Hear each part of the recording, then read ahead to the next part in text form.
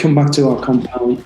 Guys had just gone to bed, and then he shot. I went, right, everybody up, let's go. And we just went, hit the target. And to this day, I just never expected we'd do it.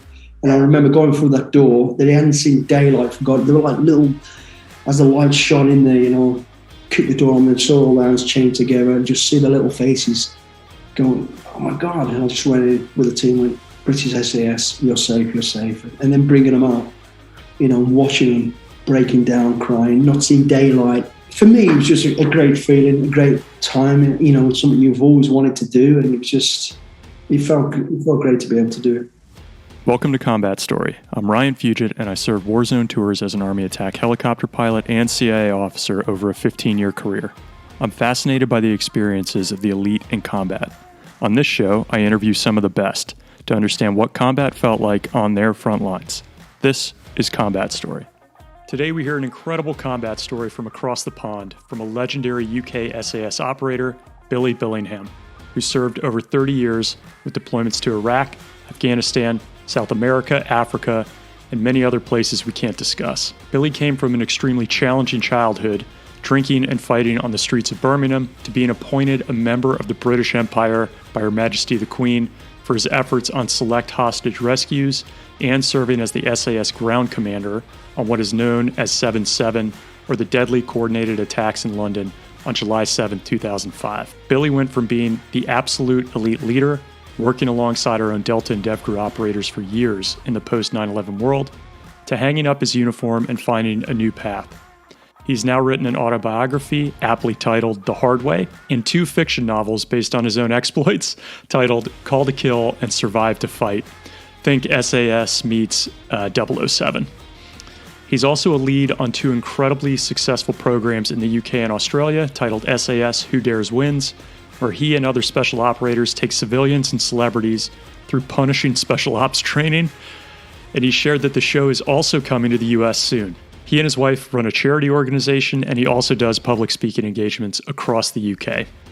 I hope you enjoy this incredibly humble story that takes us inside the interest room, which I learned is the term for the SAS team room, and the highs and lows of a life well lived at the tip of the spear from our UK brothers and sisters, as much as I did.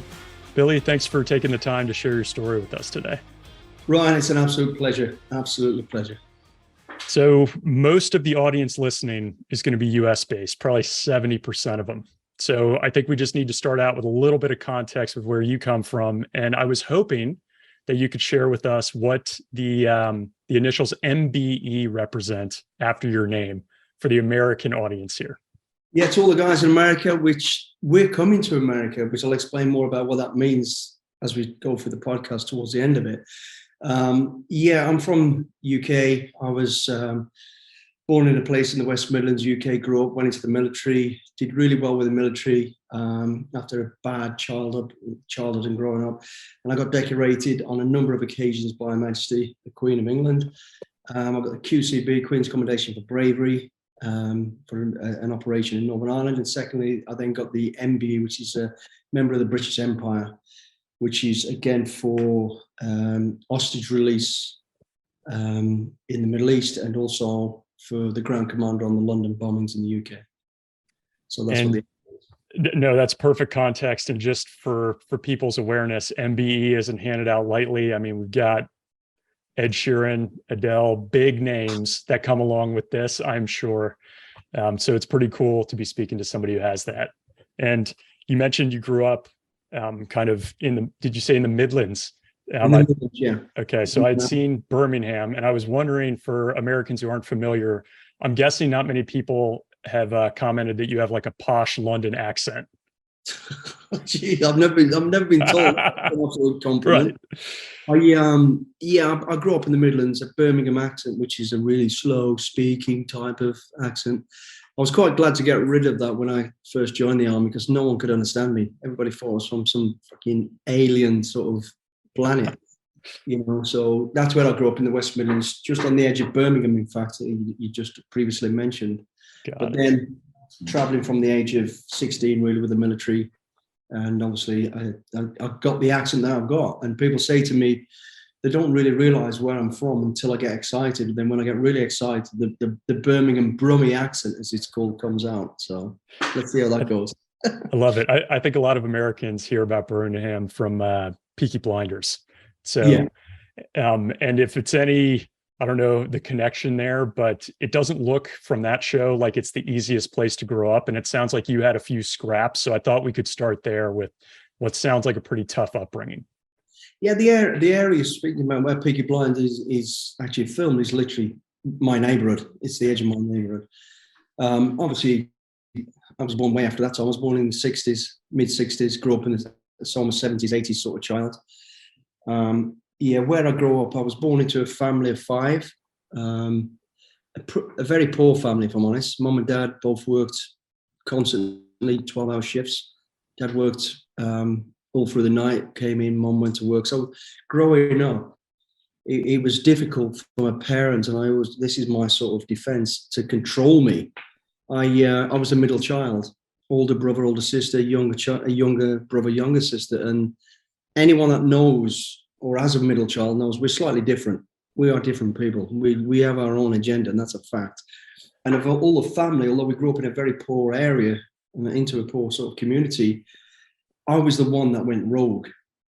In the area at the time was all gangs. There was a lot of,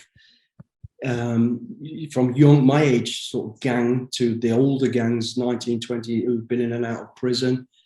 And as I grew up on the streets of Birmingham, I used to look at these older guys with tattoos on the face, scars, broken noses, been in and out of prison.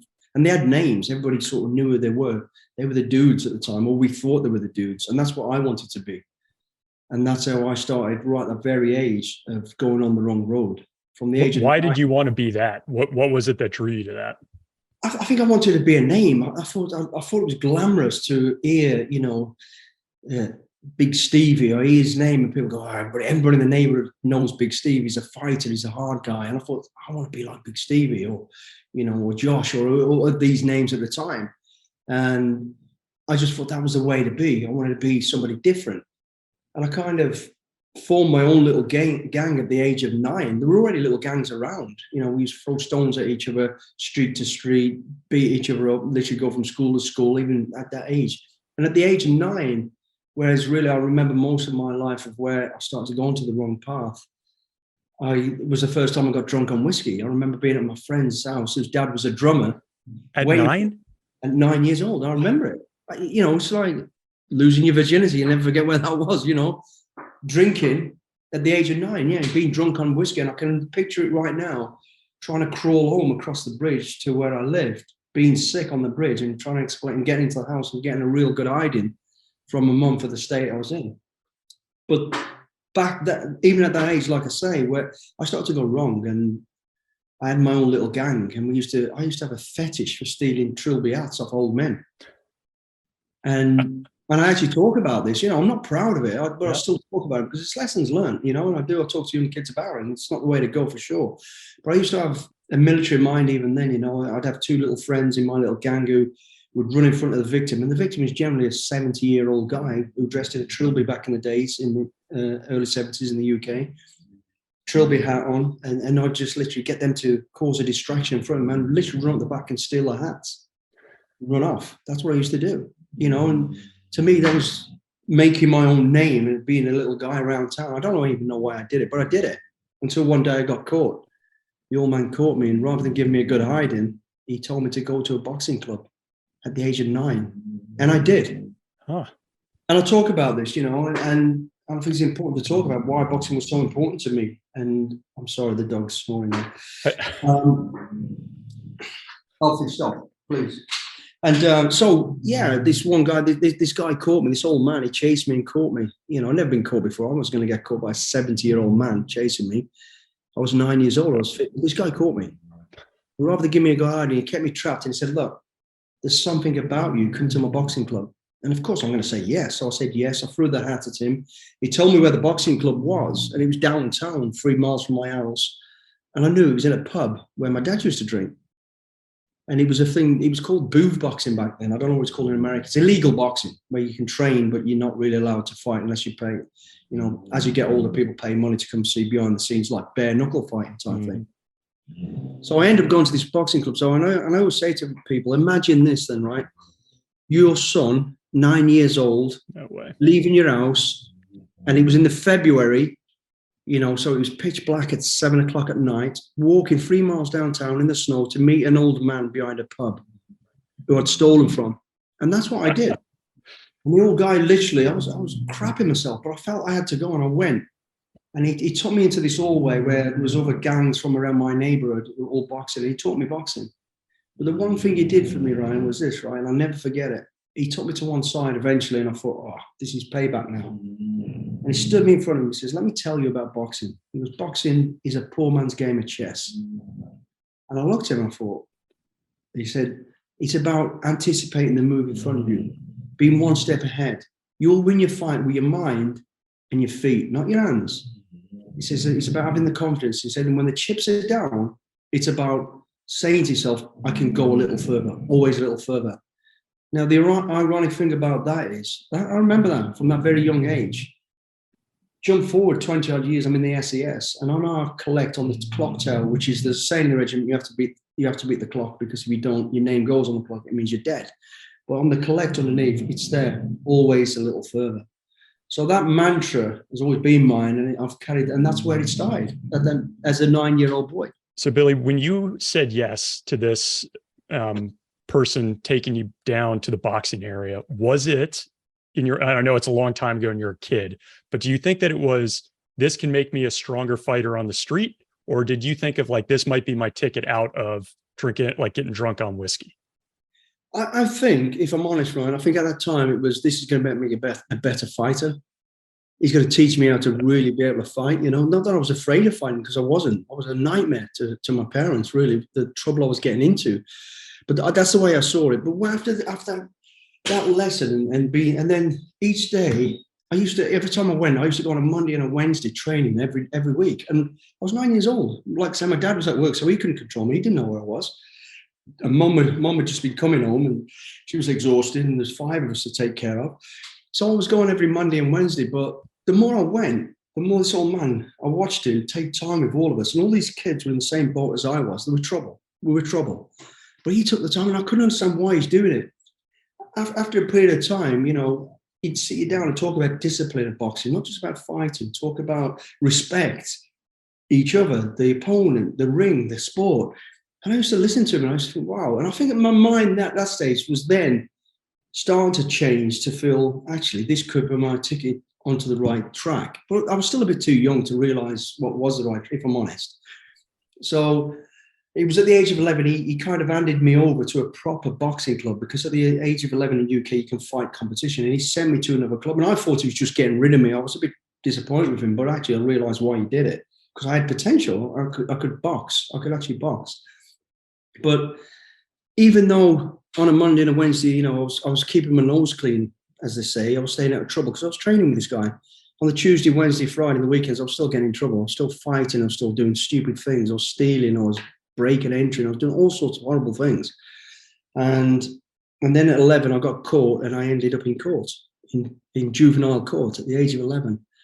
And I remember seeing the embarrassment on my mum's face. And I remember my mum crying in court, because she thought I was going to be sent to a child's home, you know, a detention centre, because a lot of children back then did. And I didn't. I got a 2-year conditional discharge. And I remember getting home, and my dad gave me one of the biggest hidings I've ever had. My dad was an old-fashioned discipline with a red hand of also on the back of your legs. And, you know, whether you agree with it or don't agree with it, I do, because it worked for me. So, and I kind of went on the straight and narrow for a bit. I had my court case. I stayed out of trouble a little bit, but then I was getting into trouble again every now and again. And then came the next phase of my life, when my elder brother came home. I was about 11 and a half, 12. And he said to me, hey, I've joined the cadets. And I said, what's the cadets? He says, it's like a military school for kids. I went, really? He went, yeah. He says, the Marines. I went, okay, what's that about? So I said, I'll come along with you. And I went. And I loved it. It was just what I needed. You know, and the guy that ran that became probably the second most influential man in my life. he was a no-nonsense guy. He ran the cadets. And again, it was all full of kids from my area, which are a little bit ill-disciplined, to say the least. But he took no nonsense. It was, you will do as you're told. It was like being in the army. You step out of line, you get a little crack around the ear, and you'll get on with it. And I thought I gravitated to that. I needed that. I needed that direction. Like I say, although my dad was the most influential man, he couldn't control me. And most, to be honest, most parents can't control their kids. It's always somebody else that has to step in, and because you know what you can get away with, you know. So the guy that ran the cadets was the next influential man in my life, and I gravitated to the cadets, and it was all making sense to me. You know, I was learning how to navigate, use a map and compass. I was learning how to use the communications. I was learning how first aid, how to save life. But the problem to that is, in my tiny mind, the school, I was in senior school now, 11 to 15 in the UK, senior school. I was starting to skive school. We call it skive, not go to school. I was not going to school. I was hiding, staying out of the way, because I thought, I don't understand what, you know, in the classroom, the teacher's teaching me how to cross the T's and dot the I's. And I thought, this doesn't make any sense to me. Where am I going to use this in my life? But in the cadets, I could see this makes sense, how to save someone's life, how to navigate, how to use communication, how to fire a weapon, how to do this. So I then decided not going to school. And at the age of 13, being the big guy that I thought I was, the clever guy, the gang leader at this stage, you know, people kind of respected me, but actually looking back, they probably thought I was an idiot, but I thought it was good. I had a great idea. And the great idea was to glue the mathematics teacher to the chair. So that's what I did. And it didn't go down too well. So now at the age of 13, I've now been thrown out of school. They won't have me back in school. You know, it's a nightmare. So, but I didn't care, because at this stage now, 13, I've kind of got this light in my head. The military is where I need to go. If I can stay out of trouble for another few years, when I leave school, that's where I'm going. And that's what I had in my head.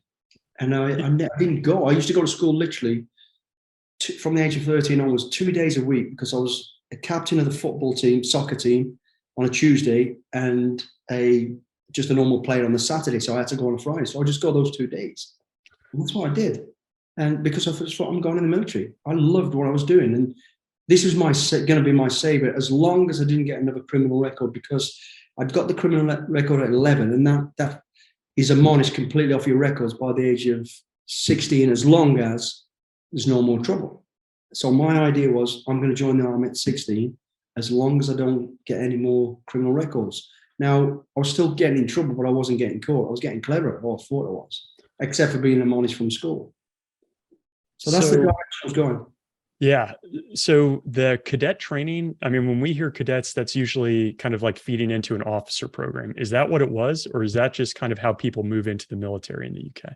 Just a quick word from our sponsor, NordVPN, tied in with one of our combat stories, and we'll get right back to the show.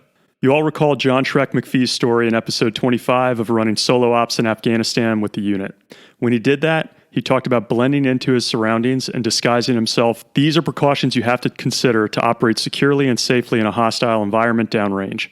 When you're at home, working or browsing the web, looking at your banking or buying something online, you also need to protect yourself, which is why I use NordVPN to stay safe in the hostile environment that is the internet. NordVPN disguises your IP address. It lets you access content you might not be able to from your normal location, and even get better prices on some websites by coming in from another location. It'll scan downloaded files for viruses, block phishing and malware-ridden websites, and is the fastest VPN out there. Please head over to nordvpn.com/combatstory and grab your exclusive NordVPN deal and help us keep this show going. If you go to nordvpn.com/combatstory, you get a huge discount off your NordVPN plan, plus 4 additional months for free. It's completely risk-free with Nord's 30-day money-back guarantee, and it's so easy to use. And now, back to our combat story. It's funny because I know they don't have it over in the States, and I think they really should. From the age of 11 to 20, if you want to stay on to become an instructor, young kids can go. It's a very, very laid-back form of the military. You get a uniform, you learn how to march, you learn military discipline, you learn military law. You know, and you just attend for 3 or 4 hours, 2 nights a week. Probably like Cub Scouts over here or something? I don't. We have a thing called junior ROTC in high school, where you have cadets and rank and uniforms and drill and that sort of thing. Probably no shooting, I would guess, but a lot of the other stuff you're learning. Yeah, but in the UK you did everything like they do in the army, you know. Yeah. Yeah, and so I was doing that then 2 nights a week. I was boxing 3 nights a week, so I was kind of learning discipline, and I was enjoying it. But I needed that tough discipline. I needed the no nonsense clip around the ear to hey, and I got that, and I gravitated towards it. So at 13, I get thrown out of school. It wasn't very good, obviously, you know. And then eventually they let me go back, and then I started just doing virtually 2 days a week because I wanted to be in the sports. I love sports. That's all. Education was terrible. I was awful. And then at the age of 15, I got a job, totally illegal. I got a job working in a factory, and you know my dad allowed it. I was working in what they call electroplating factory, which is basically when you take rusty old metal, put it through a process of acid, sulfuric acid, caustic soda, into zinc or silver, and bring it out all shiny. And I got a job working on the night shift, 12-hour shifts, when I was 15 years old. Jeez. Yeah, totally illegal. And I was earning £80. This was in 1981. And I was earning £80 a week, cash in hand. And I was taking it home to the family, and we needed the money. So that's kind of how I got away with it. And to be honest, in my dad and my mom's eyes, I weren't getting in trouble because I was at work. I was boxing, I was doing cadets, and I was at work. So it kind of worked for them. And then one night, sorry, go on. No, go for it. And then one night while I was there, you know, I always gravitated to, this is a thing that's missing out of the world today, is back then growing up, I always used to gravitate to old people. Because in my little tiny mind, I knew they've already been through that circle of life, good relationship, bad relationship, finance, no finance. You know, they've been through it, we've all done it. That's the circle of life for all of us. And I used to sit with old guys in the park and play football and just chat with them. No, total strangers to me. That's gone now. People don't do that anymore because, you know, we've scared the living daylights out of the older people and the younger people by telling them everybody's bad and all this bullshit. You know, and I find myself doing it now. I'll walk through the park and the ball gets kicked to me. And before I kick it back to some little kid, I go, "Where's your parents?"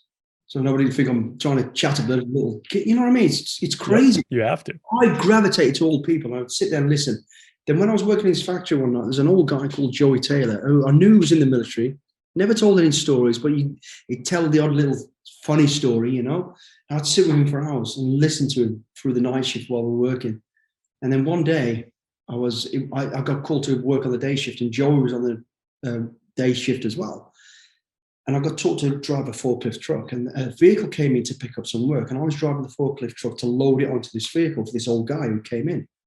And he looked at me and said, "Is that Joey Taylor?" And I went, "Yes, it is." He goes, "I served with him in Borneo, in the jungle, and this." And he told these stories. I went, "Joey?" He went, "Yeah." He goes, "When Joey was on sentry," he goes, "everybody slept. That man is one of the best soldiers." And I heard these, and I thought, wow. And I sat with him and I said, "Joey, I want to be like you." And he said to me, he goes, "You'll never be like me. You're a little shit." He said, "However," he said, "if you keep your nose clean, get yourself in the military, you'll give yourself a good fighting chance. Now stay out of trouble." And I just remember listening to him and I thought, that's what I'm going to do. But then one night on the night shift, so now I'm 15 and a half, nearly 16. I'm applying to join the military as a junior leader at 16, because we can go in the military at 16 in the UK for 2 years before you become an adult. You can't go to combat, but you can be in the military, train, get paid, all that sort of stuff. That was my plan. Then one night in the night shift, there's only 2 of us working. It's about 2 o'clock in the morning, and I'm working with one guy I was just a manual labourer, putting all the work on these things that go into the acid, all this stuff. The guy worked the crane who did all that job. He went to the toilet, to the restroom. And I thought, right, I want to do that. And I jumped on the crane and I broke it. And in a panic, I thought, I've got to fix it. So I jumped up onto the vat of caustic soda, which is 6 foot deep, and it's bubbling away. I'm trying to fish the work out before he comes back, and I slip. And as I slip into it, to the grace of God, I don't know I'm here today, because, I mean, it strips metal. My feet went in just above my Wellington boots, and the pain was so bad, I backflipped and came flying out of this thing to hit the floor, to then be caught almost by the guy I was working with who just come back from the restroom. And he ran me to the taps, pulled my boots off, pulled my coveralls off, turned the tap on, and the flesh just dropped off my legs. And I'm lying there, 15 years old, looking at my, muscles, veins. I can see blood everywhere, and I'm just absolutely shitting myself. He panicked as well. He threw me into the back of his car. Didn't have time to call the ambulance. Drove me to the local hospital. On the way to the hospital, he said to me, look, you're going to have to lie because you're 15 years old. The police are going to be there at the hospital. He said, so I need you to lie, because if you don't, we're all going to lose our jobs. So he said, just say that you broke into the factory. So that's what I did. But I remember, Ryan, honestly, to this day, the pain was horrendous, and the panic of thinking I'm going to lose my legs. I'm never going to walk again. But as I drove I could see the sign for accidents and emergency, and the pain went from my feet to my heart. And all I could think about was, I've just ruined my whole life. I will not get in the military now. I'm going to end up in this lifestyle of, fighting, getting stabbed, all this sort of stuff. I missed out the part where I got stabbed, sorry. This is it. It's over for me.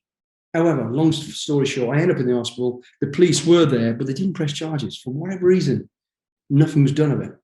So I had to go for a long road of recovery, but I'd missed my gap to join the military at 16 because I was still injured. And now this was 1982 and the Falklands War just finished. I'm going to jump back one little phase there. Yeah. So in between this staying out of trouble almost, I ended up in a gang fight downtown. I ended up in a fight with two brothers, and I got stabbed. Got stabbed in the back, and I remember, I could feel it right now anyway. So I'm crawling back to my house. It was about 100 meters from my house where it happened. And as I'm crawling back into the house, I went through the pain of, when you get kicked between the legs and you get that feeling. It was that kind of pain and dull pain all through my back and all through my chest. I could hardly breathe. But as I was crawling through almost the back door to my house, I was obviously bleeding everywhere. It was like I was floating. It felt great. I was basically dying. I was losing all the oxygen to my brain, and I was like, and I remember the door opening and hearing my mum scream. And I'm just covered in blood. And the next thing, I'm in the hospital. Anyway, I nearly died. But I remember lying there, and I'm not a religious person, but I remember thinking, God, if I get through this, I'm staying out of trouble. And I did. So I stayed out of trouble. And in between getting fixed there, I had that accident I just spoke about. But then I missed my opportunity to join the military, which really blew me, because now I've got to wait another year and a half because I had to keep going up medical exams on my legs, see the skin grafts. I had to put a bit of weight on, all this sort of stuff. And I ended up, and it was the Falklands War just finished. So I'm at the cadets. It's 1982. All the guys before me, including the guy who ran the cadets, who I said was a great role model to me, his two sons went to the Falklands War.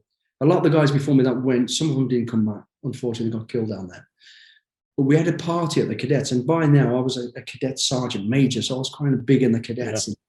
We organised this party, and I'm in the healing process. I'm staying out of trouble as best I can, and I'm fingers crossed I'm going to get in the military. But I didn't know which branch of the military it's going to. I'm still trying to work it out in my head.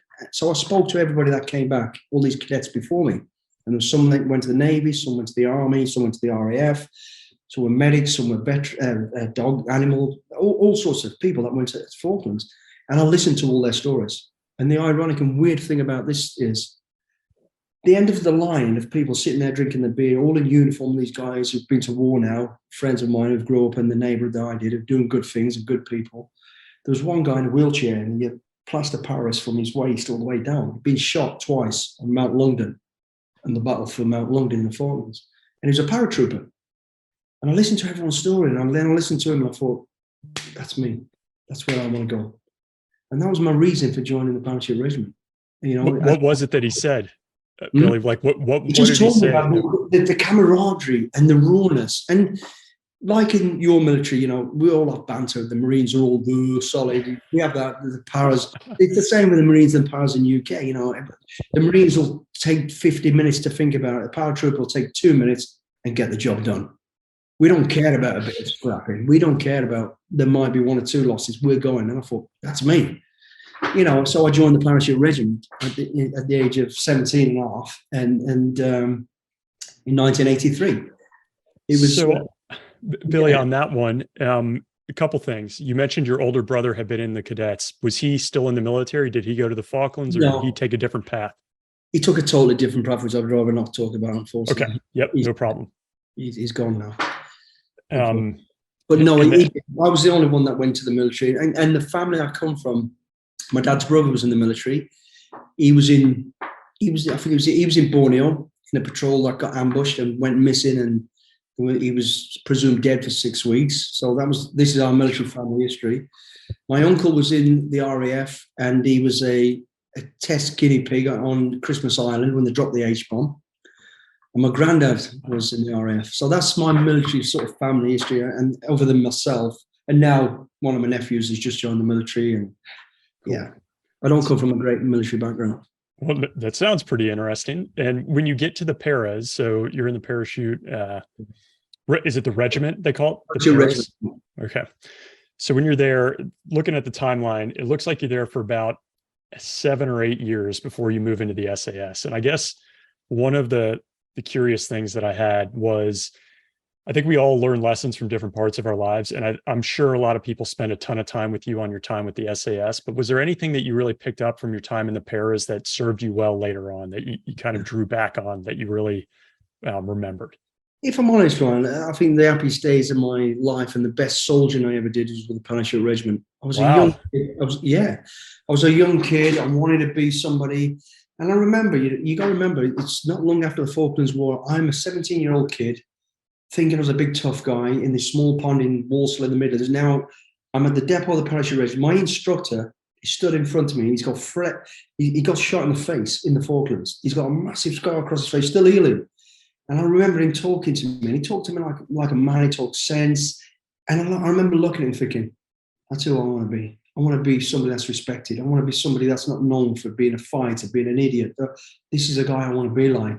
And they were all like that. So that was very impressionable to me. I wanted to be somebody. I was so desperate to pass this course. And I was the youngest person there and the skinniest at the time. There was 70 of us turned up, and only 7 of us finished. But, yeah, as I went through training, I remember, as hard as it was, I had never in my life, through my school days, heard the word pass. Every exam, fail. Billingham, fail. Billingham, fail. Everything. All of a sudden, I'm in a man's world. I'm doing really tough things, which I don't even know if I can do, but I'm really giving it a good go, and I'm doing okay. I hear Billingham, pass. It was like winning the lottery to me. And midway through your parachute regiment training is a thing called P Company. It's a 3-day test. It's one of the most hardest physical things I've ever done in my life, even today. Wow. And 50 of us by then, was out of 70, there's probably about 50 of us started because 20 have already left. I think there's only about 14 of us passed it. And that was the first time I had to stand up in front of an audience, be told Billingham. And I remember it took forever, pass. And to me, I grew 6 foot tall. I am now a man. I am now somebody. I'm not that little scumbag from the West Midlands who's been in a lot of trouble, who's an asshole. I'm now going to be somebody. So that to me was great. And then I went to the Parachute Regiment. I joined, and my first trip, believe it or not, was straight to the jungle of Belize. Wow. I've never been on an airplane before. I'm now on an airplane. The first time I got on an airplane, they put a parachute on my back and they threw me out the frigging door. Did you not land in Belize? You jumped in? No, but I went to the parachute school. We did go to Belize. We actually landed in Belize, but then 3 days later, we were jumping in the jungle. We were jumping into the jungle. Crazy. It was amazing. So I've never been to the jungle. I've never been out of Walsall. And I remember when I was about to pass out of training, I remember calling my mum up and saying to my mum, "Hey, Mum, I'm going to America." Because all I got told was Central America, Belize. I've never been, and I didn't do geography, so I had no fucking idea where I was going. I just thought, Central America, that sounds America. Beer, chicks, sun, this is going to be awesome. And I rang my mum up and I said, "Mum, I'm going to Central America." She said, "That's wonderful. Where in Central America?" I said, "A place called Belize. It's going to be full of girls." She says, "Son, it's the bloody jungle, you fool." I went, "Oh, right." So anyway, kind of like America, yeah, kind of.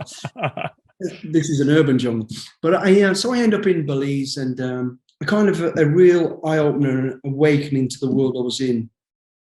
Just before you finish your training, and I went up to my battalion had already deployed to Belize, so I went into what they call the battalion lines for a week of rear guard. So you do sentry guard at the camp till you're ready to fly out to join the battalion.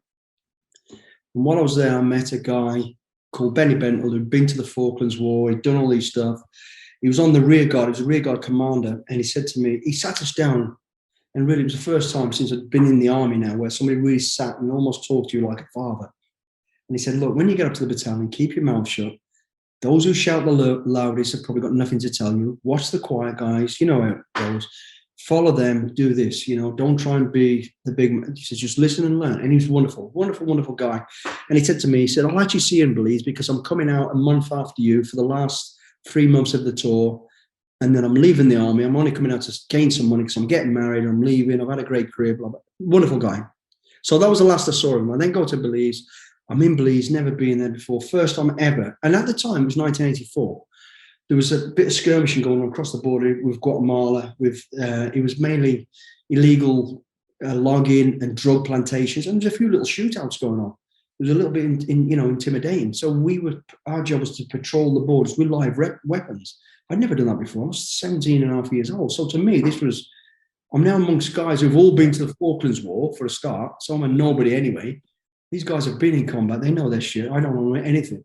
Now I'm with them, with weapons. So to me, it was a big deal.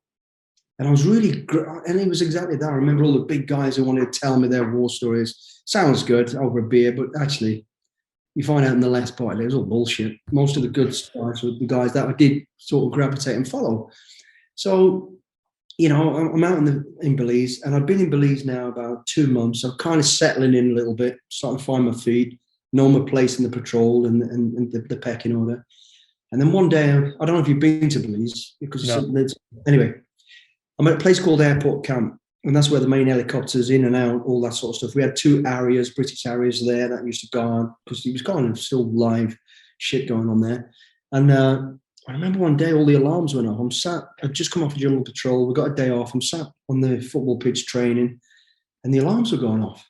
I thought, wow, what's that? It's an emergency. Something's happened. I was waiting for the areas to lift off because I thought it was probably an attack or something. It wasn't. And then an helicopter came in. It turns out somebody had been killed. One of our guys had been killed, had been shot. So I'm stood on the helipad waiting to see who it was. And as they brought the body off, it was Benny, the guy who'd sat me down. Yeah. So that to me was like, fuck, this is the real world now. This is, it brought a tear to my eye, because he's the one who sat us down and says, keep your mouth shut, learn, do this. And I remember him, this was his last trip before he finally got out after being into war and done all this.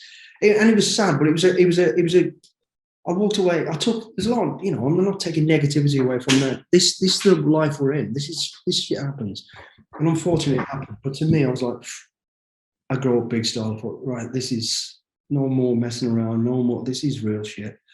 So that was the first sort of eye-opener to me. But then I stayed with the battalion. The soldiering was impeccable. I think I went to a thing called the Recce Platoon, patrol platoon, as we called it. You called it Recce Platoon, which was like the advanced guys of the battalion. So we'd always jump in before them and be 40 kilometers in front as their observation screen for the battalion coming in to do attack, all that sort of stuff. And I loved it. It's SAS style work. And everybody around me were great soldiers. Everybody wanted to be the best. It was amazing soldiering, absolutely amazing. And all the guys before me went onto the SAS. I think out of the platoon of 24 of us, 22 of them went to the SAS over a period of about 5 or 6 years. No way. So it's just a feeding ground just for... But it just shows you how good these soldiers were. Yeah. They were so dedicated. And like I say, that's why I say it was the best soldiering. Because when you get to the regiment, which you could probably talk about in a minute, it's such a wild, crazy, diverse world. Most of the time, you're not in uniform. You're not in the jungle. You're not here. You're in some European country or, Northern Ireland. You're doing all these amazing strategic level operational stuff, which is great, better than you do anywhere else. But in terms of camaraderie and being so close and soldiering together, the parachute regiment was that. And it was amazing. It was an amazing foundation for my military career. So you kind of, and I should say, you mentioned like Billingham Pass, and you kind of grew a little bit there, but it sounded like you had a lot of success growing up in sports. So this wasn't the first time that maybe you felt that, but from a grading standpoint, I suppose it's the first time you kind of got that. Yeah, it really was, just being amongst a bunch of people and me getting the pass and other people's didn't. I was used to be in the boxing ring. I won my fight. That was me and him. But now it was me and 20, 30 other people who were all running for the same thing. And I've got it and they didn't. It just made me feel proud and believe in myself. I started to grow as a person inside of having confidence and going, you know what, I can do this. But like you do probably, and we all do, you look down the line of people, everybody looks bigger, everybody looks fitter, everybody sounds better. And I remember looking down the line, every time I've done this, I'm thinking, what am I doing? I've got no chance. And then when you got told that I've passed and 20 of them have failed, you're like, wow, I can't do this, you know? Jeez. So did you know right away, like when you were doing that work in the paras, this is where I'm supposed to be? It sounds like you had found it early on. I did. But I also knew, Ryan, I knew I needed it. I needed to be there. I had to change my lifestyle, and this was it. And I was around no nonsense people, you know, when they say, keep your mouth shut, or they're going to break it, they'll break it. If you don't keep your mouth shut until you learn, you know, and I weren't going to get away with the bullshit lifestyle I had before, but I didn't mind that, because what they were saying to me, was for a reason.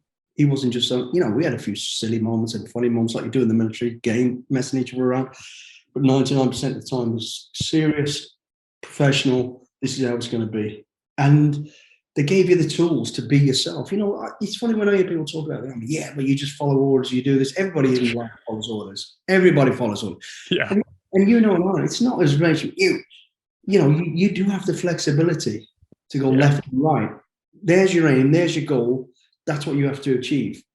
This is here's your tool. And they gave you the tool to do that. Within reason, you know, you don't go off and do something crazy.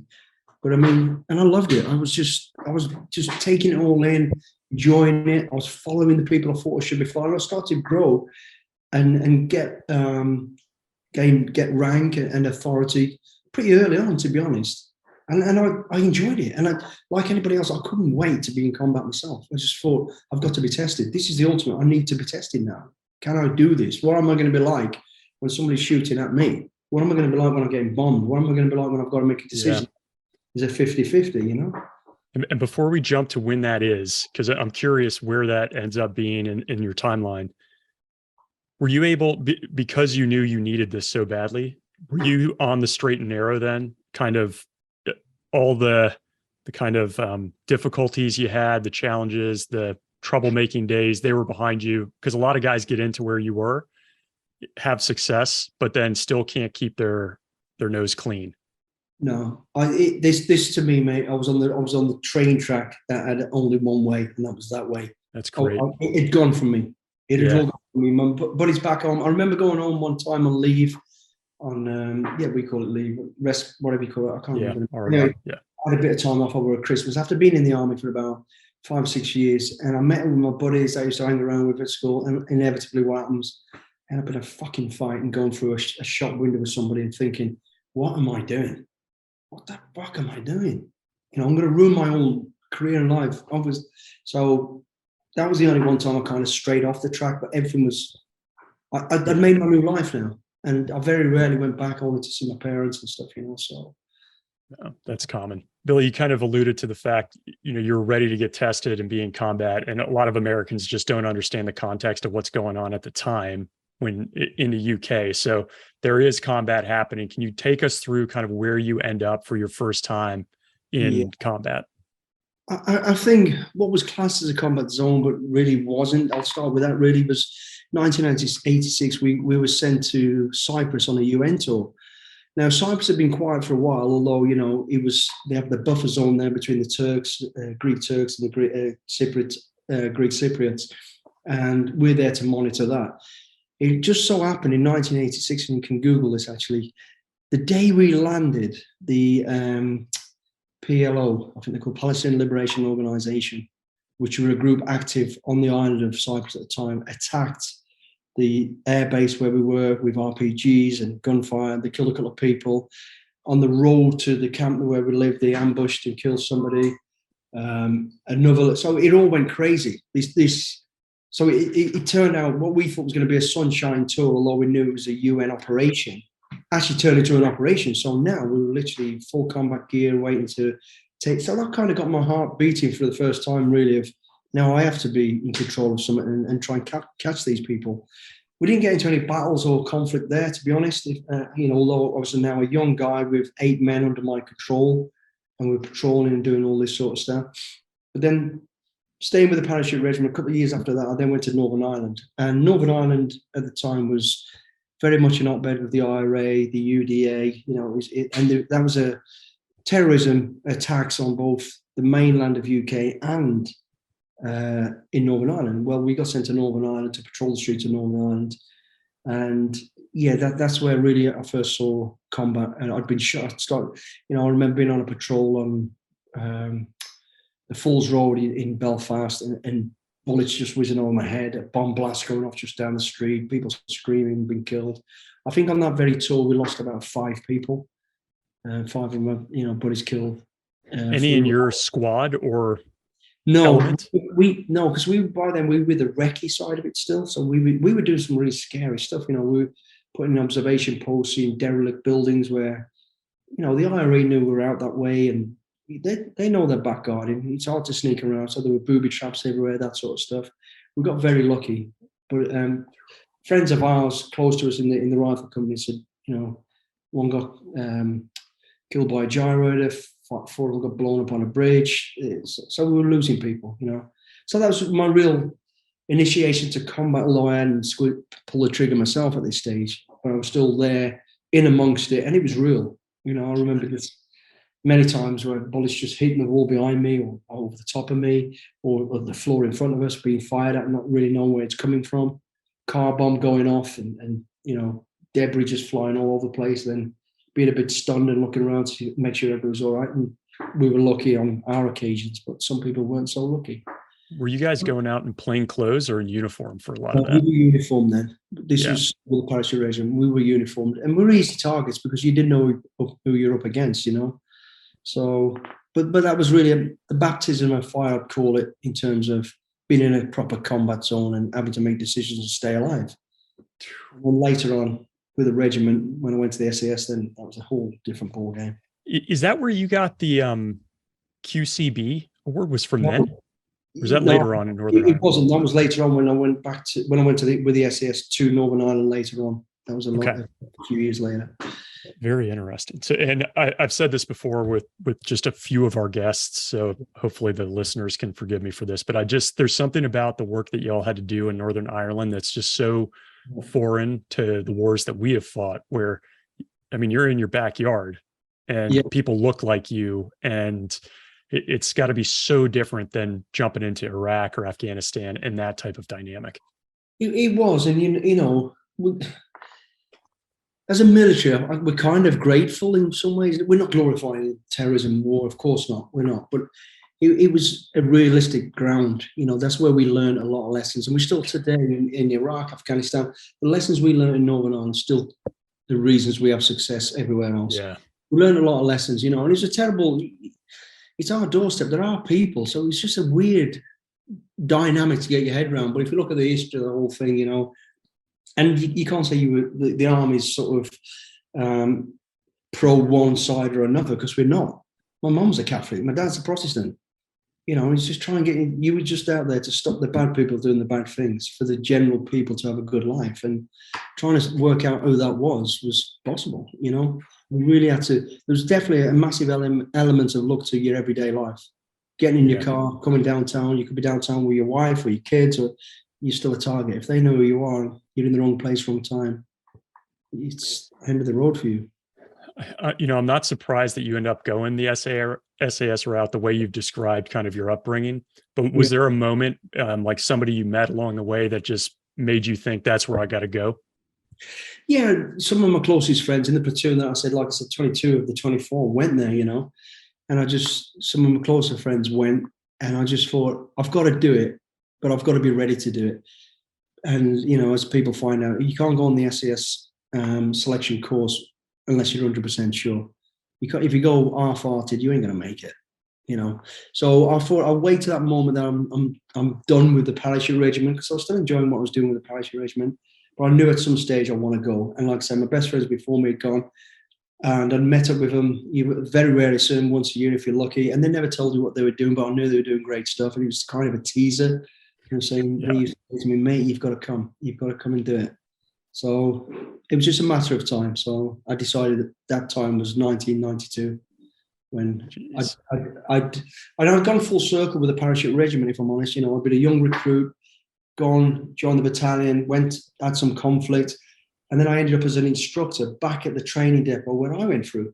So I had 2 years there. And then from that was my time to say, I'm done now. Time to go to another place. And the only place you can go is, the SAS to work at that level. And you had mentioned earlier the diverse mission set and how different it was getting to SAS compared to the paras.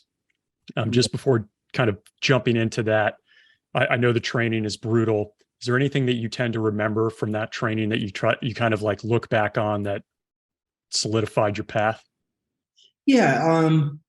I mean, turning up on day one of SAS selection, looking down the line of people like we just talked about, alluded to earlier. I remember, by now I've done 9 years actually in the military. So I've got some experience. I'm pretty fit because I've just come out from a training establishment. I'm pretty confident. I've got a lot of military experience now.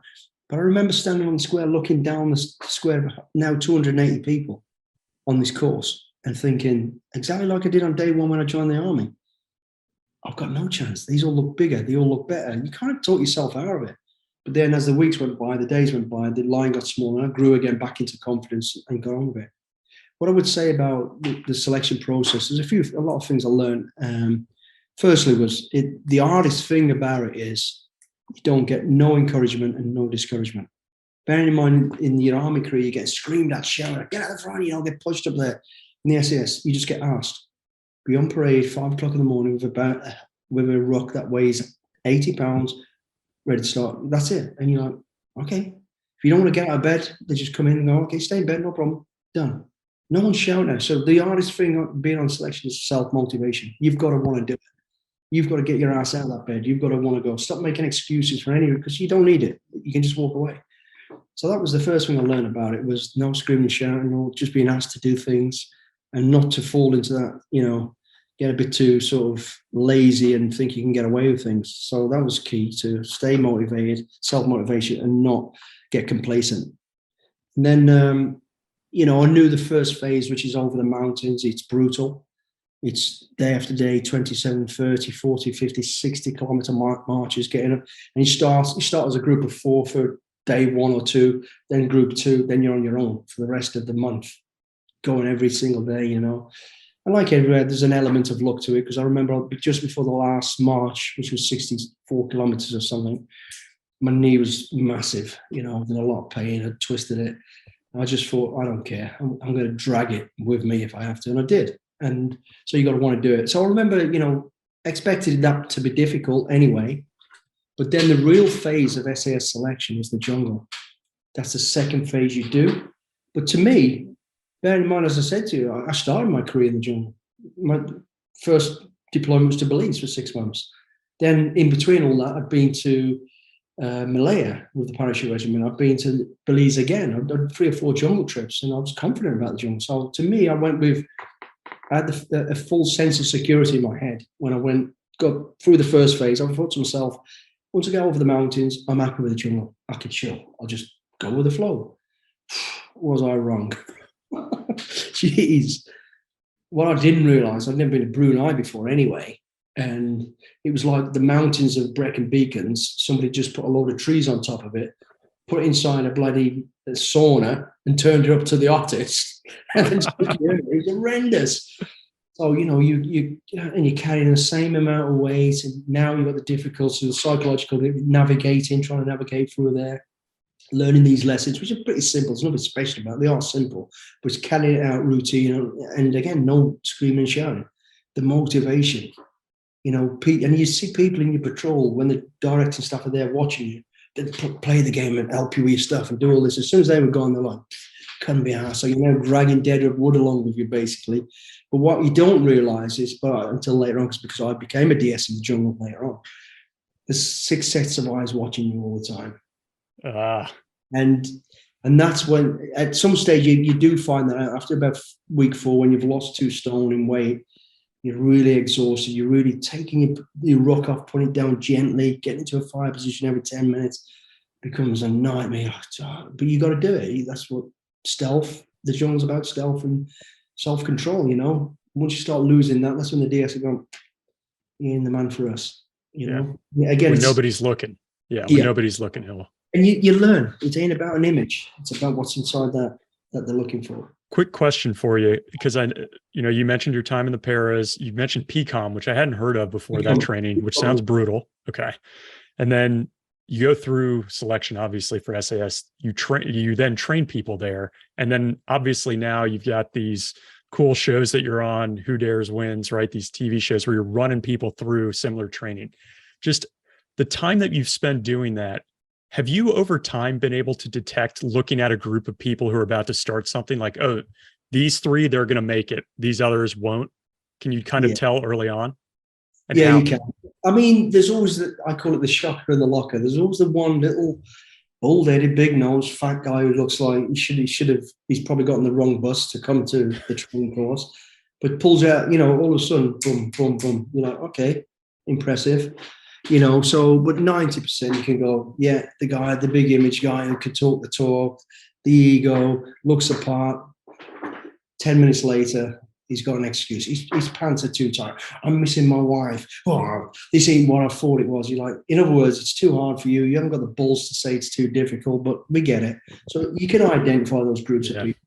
Yeah, so you get used to it. And I love people watching. You can read behind. You can see that guy's got, we can see it. You can, the military life we've had, you can see who's struggling, who's going to thrive, and who's got who's a bit too hyperactive, who's a little bit, so you're able to group and categorize people to a degree. There's always the odd one or two, but actually, I shared this story before on a separate interview where when I went through the farm for the CIA art training, you're in small groups and it's no feedback. Like you just don't know, where you are, but nobody else knows where you're at.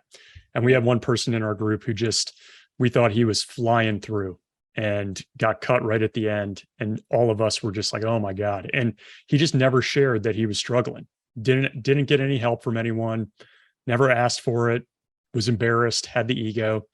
And it's those kinds of people where I'm like, if you just spoke up, never would have seen it coming. Yeah. And the selection is exactly the same. It's all about, selection is about you, the person. They're not individual. They don't care how good or they just want to see what you peel. They don't try to break you, because people say, oh yeah, they break you down to, but no, they don't. They peel you back to the raw you, because every single one of us are different. Yeah, that's a good way to put it. Different people, and especially today with social media, people, people have 5 different lives. So you peel people back to the raw. Who are you? Can you get up and go that little bit further? Can you, when the chips are down, think outside the box? Are you able to stand up and take it on the chin and make a decision? And hey, if you get it wrong, get back up and go again, because that's what we really are about. And that's what they're after. They're after you as an individual, not collective.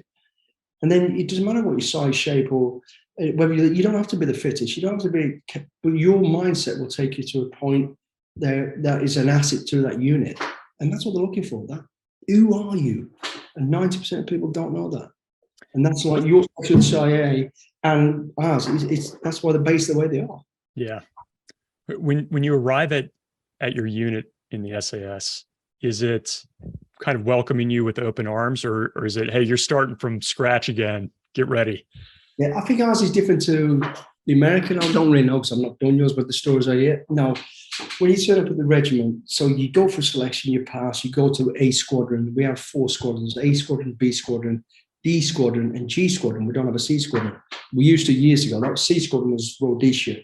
That got disbanded. Anyway, so we have 4 squadrons. So you have a chance to say which squadron you want to go to. We have 4 troops, what we call troops. So you have air troops. So if you want to dive out of planes and do all the skydiving side of it as your speciality, you go to air troop. If you want to go over the mountains, become a mountain leader and lead that way, you go to mountain troop. And boat troop, under the water, over the water. And then mobility troop. Mobility troops normally desert and open plains, vehicles, that sort of. So you have a choice of troops as well.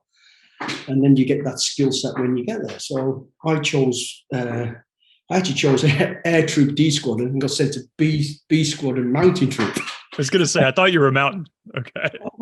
Bearing in mind, I'd never climbed anything but bloody stairs in my life. All of a sudden, I'm in Mountain Troop, and 2 months later, I'm hanging off a rock in the Alps, 4,000 feet by 2 fingers, thinking, what the fuck am I doing here?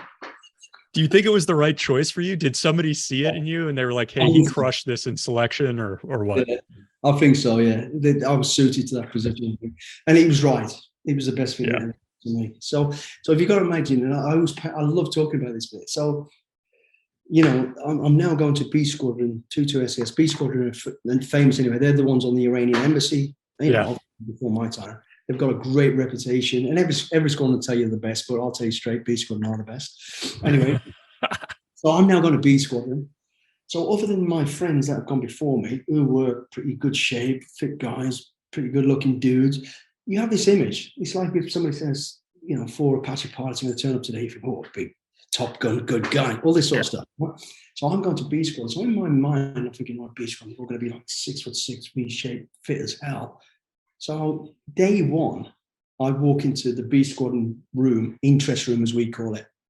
And I walk in there and I'm looking around and there's fat guys, there's bald-headed guys, big noses. And I'm thinking, did I just walk into the council office in Hereford? You know, and there's all these people. And that's, I think, when the penny drops, like, this ain't about an image. This is about, you know. And I remember a big guy, really big guy, saying to me, this is on day one, looking at me, and I'm looking at him, and he goes, hey, you all right, buddy? I went, yeah. He said, you fancy going for a run? I went, yeah. I mean, I'm slim and thin. I thought, he's a big fat guy. I thought, yeah. So we go for a run. I saw the sole of his feet for 50 meters outside that gate. I never seen him again. I was like, what the? So I got back to the interest room, and the penny room, I went, wow, these are different people. And again, it was no, how you the new guy. I was just welcomed in straight away. That's so great. By day two, the sergeant major I meet for the first time, and he looks like Catweasel. He's got scraggly hair, skinny. He's got a roll-up cigarette in his mouth. He's got a scraggy beard. And he's like, you know, we've got this operation. Right, we're going to go and save these guys. We're going to do this. And I'm looking at him going, what the fuck? And all these guys are coming up with a plan. You know, they're putting like a jigsaw. Right, we'll do this. We're getting out. We need this aircraft. We need to do. The next thing, I'm on an aircraft going to a foreign country I never even knew existed. And we're saving people's lives from 12 hours before they got beheaded. And you're like, what the? And amongst these people, I don't even know. But they treat me, you know, they're asking me, they go, how do you think we should do this? And I'm like, I've just turned up day one. Wow. Like, I don't know. But that's how it is. And that's, and again, the beauty of the regiment I talk about is it doesn't matter who you are, you have something to offer. From the oldest to the newest, and everybody's treated the same. Of course, as the sergeant major ain't called sir, he's called Bob because that's his name. And that's how the regiment works. But we all know, respect, he's the boss. At the end of the day, we put this jigsaw together, this plan together, and he'll give the final, that's how we'll do it, let's go. And you know and I know every plan works as far as getting on the helicopter, and it all goes tits up anyway. You all pull it together. But the regiment was phenomenal at pulling it together. It was just, I was watching this unfold in front of me thinking, how the hell do I fit into this? But then you find your feet again, and then you become part of that amazing people. I have so many questions based on this. So let me start with this one, which I don't know if there's any hyperbole here, but were you literally going on an op like that within your first week at the regiment? Yeah, I was. Get out. What's going through your mind? Like, is it just don't screw this up?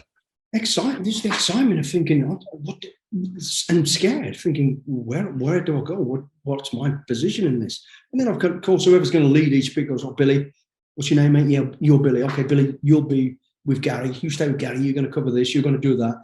He's the demolitions guy. You stay with him. You do that. Whatever the job was back then, which was a long time back now. I've done hundreds since. So, but yeah, that's exactly how it was. And I was like, wow. Yeah, I think there was two of us brand new guys went to B Squadron together. And we're like looking at each other, you know, it's crazy. I wasn't expecting this. I thought we'll have at least a bit of bedding in time. But you're off doing, you know, an operation. And at the time as well, we were part of the counter-terrorist team for the UK. So there was, you know, we were operationally working strategic stuff for the UK, behind the scenes stuff that we can't really talk about. And then all of a sudden, this operation, off we go. It was like, wow. And then that was the tempo was like that. I was very fortunate, you know. I've always wanted to go do comedy, see what it's all about. And of course, I'm not saying comedy is a horrible thing, but you learn this is your job. This is what I'm trying to do. The tempo from me joining B Squadron to leaving the army was just, it was a war footing from Iraq, Macedonia, Kosovo, Bosnia, Northern Ireland, places I won't talk about. And that was my life. It was boom, boom, boom, boom, boom. It was just, wow. So you mentioned, did you call it the interest room? Is that what you guys call your We have an interest room. I think Delta have got the same sort of thing. They followed our sort of footing, but yeah, so that'll be where all the pictures on the walls of all the operational stuff you've done. You'll have your own little bar. It's where, you know, a job comes in from, we call it the Kremlin, our headquarters, we used to call it the Kremlin. That's cool. Message coming to the Kremlin, we get the message down, okay, yeah, B Squadron, your standby squadron, there's an operation in Africa, they did start planning. And we'll be in the interest room going, okay, let's have a look at it. What's the timelines? What's the deal? Intelligence start coming in, we're planning in there. Then we'll go up to the ops room, brief with the ops team up there, and then boom, we're off. Why is it called the interest room? I've never heard that. I'm interested.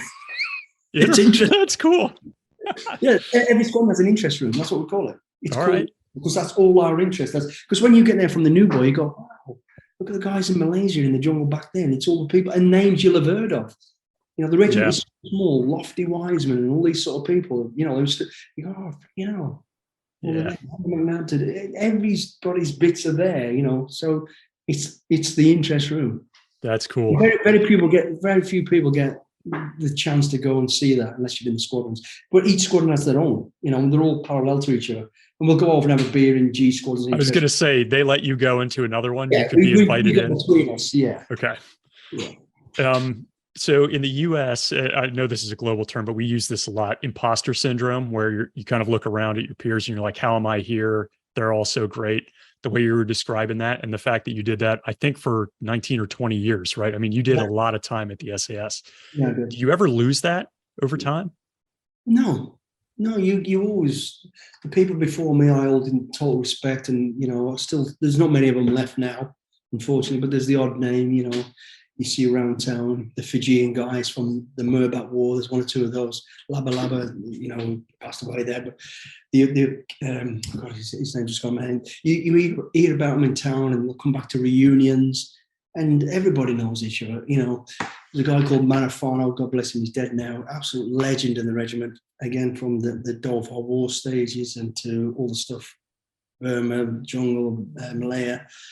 And I remember when I was a sergeant major and we're having a reunion, we're bringing all the old boys back, but unfortunately it was during I won't say what it was, we had an operation going on, so the squadron got pulled away, but I had to come back because everybody had come there, all the old boys, and I had to brief the guys, and I'll never forget it. I rock up there, you know, they're all in suits, I'm like this, t-shirt, shorts, and they're all the old boys go, you're the sergeant major? I went, yeah, I'm the sergeant major.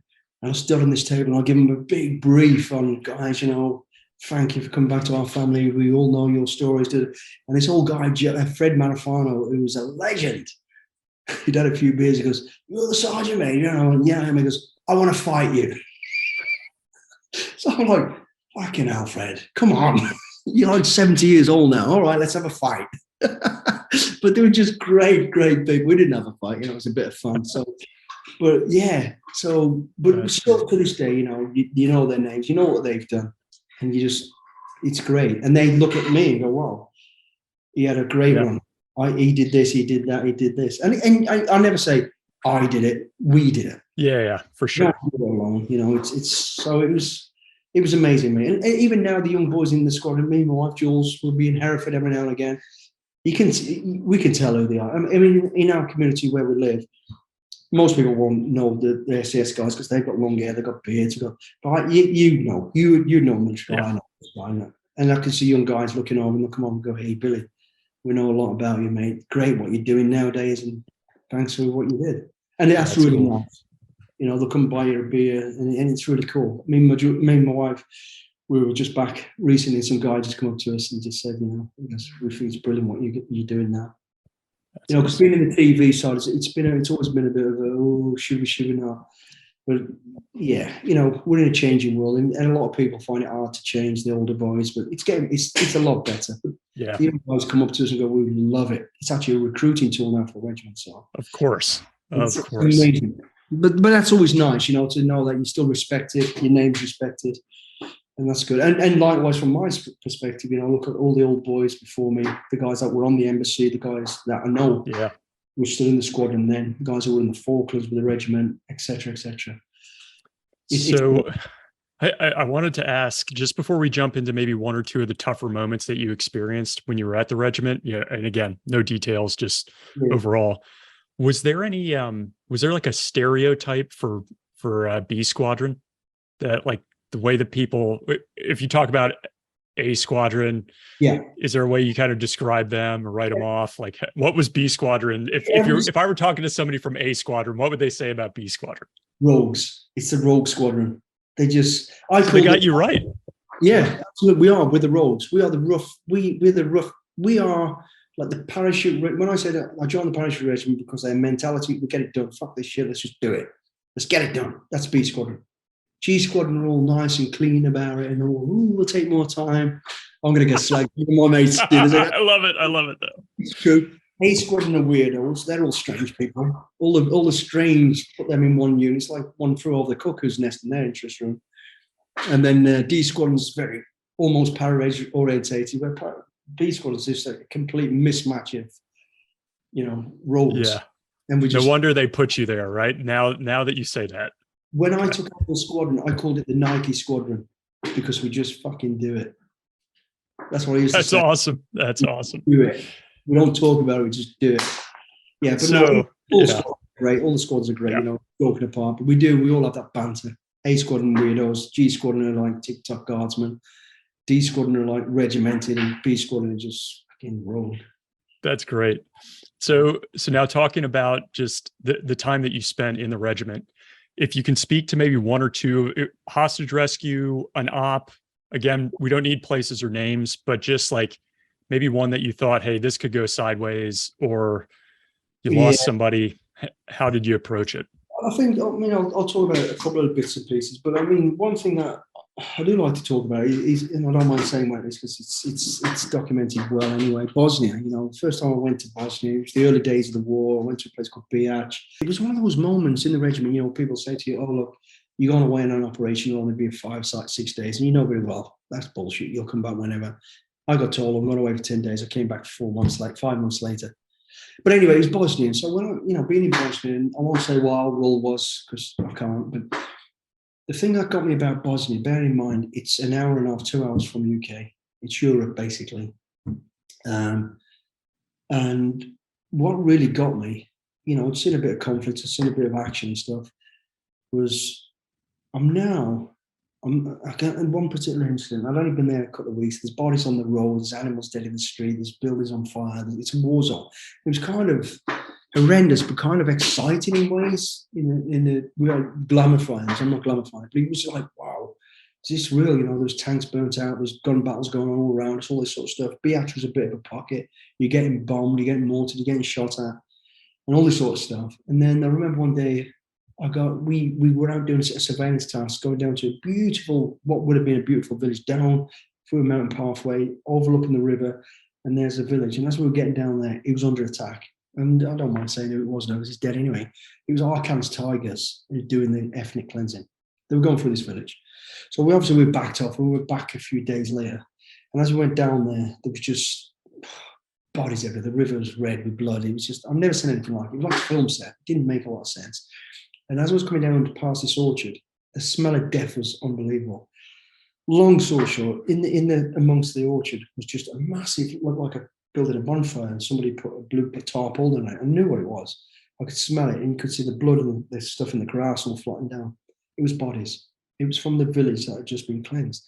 And the reason I want to talk about this bit is because at this stage, obviously the level we work at, you get a lot of information. You kind of know roughly what's going on. You know why you're there. You know more than the normal army to a degree. So you know what the importance of why, how, and you can believe or not believe in the policy or whatever. And so you have your opinions.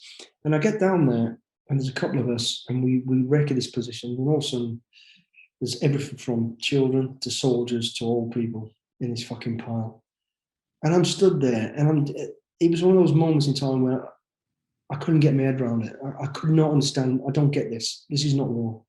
This is fucking so wrong. This is so wrong. What the hell is going on here? All these different types of bodies in all different states and all this sort of stuff. And I was trying to think, how could this happen in this modern day? This was now, I've just gone back to the days of Hitler. Literally. It was exactly that. And I was looking at it and trying to get my head around it. I'm stood in this orchard, well, the guys are doing other bits and pieces and getting some evidence and this, that, the other, calling in who they need to call, do what they need to do. And I just stood there and I thought, how would this happen? And then I just put myself back into the UK and I thought, UK is divided into three. You've got Scotland, Wales, and England on the mainland. And I just thought, it's almost like us three, we're all neighbours. All of a sudden we have a dispute, we fall out. I get sent up to Scotland to defend the border there. I come back and Wales has all now come back over into my area, rape my wife, kill my kids, done all this stuff. So I get down there, do I lose my shit and go, right, when we go to Wales, this is what we're going to do? And that was the only way I could get my head around what was happening, because these people all lived next to each other for years. And it was Croats, Muslims and Serbs. No different to those. And just the fact that he just went from... But the other thing that struck me, being a professional soldier in the SAS, was this is not soldiers doing this, because I would not let my soldiers do this. My soldiers would not do this. And then it dwelled on what was really happening. We had people, foreign fighters coming in, people, lunatics from all over the globe who just want to, just like we're having in Ukraine to a degree, I want to go and do killing, and that's what you end up with. And that was a real eye-opener to me, being in the regiment and having to deal with that scale of it, not being involved in stopping conflict and being part of conflict. We're inheriting this problem and the situation and thinking, how do we deal with this?